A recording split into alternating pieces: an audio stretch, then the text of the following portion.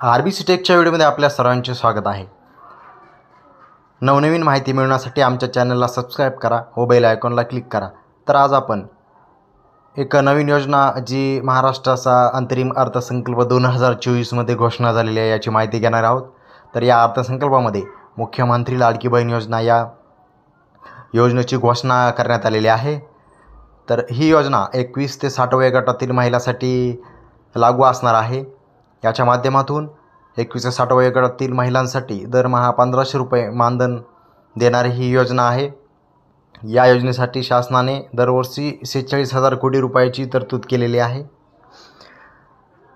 या योजनेसाठी ज्या कुटुंबाचे एकत्रित उत्पन्न 2.5 लाख रुपयापेक्षा कमी आहे अशा विवाहित, विधवा, निराधार, घटस्फोटित, परित्यक्ता आणि निराधार महिलांना या योजनेचा लाभ मिळणार आहे।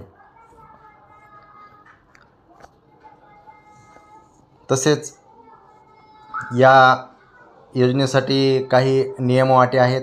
यामध्ये आयकर भरणारे तसेच शासकीय नोकरीमध्ये ज्या कुटुंबातील सदस्य आहे अशा कुटुंबांना यातून वगळण्यात येण्याची शक्यता आहे।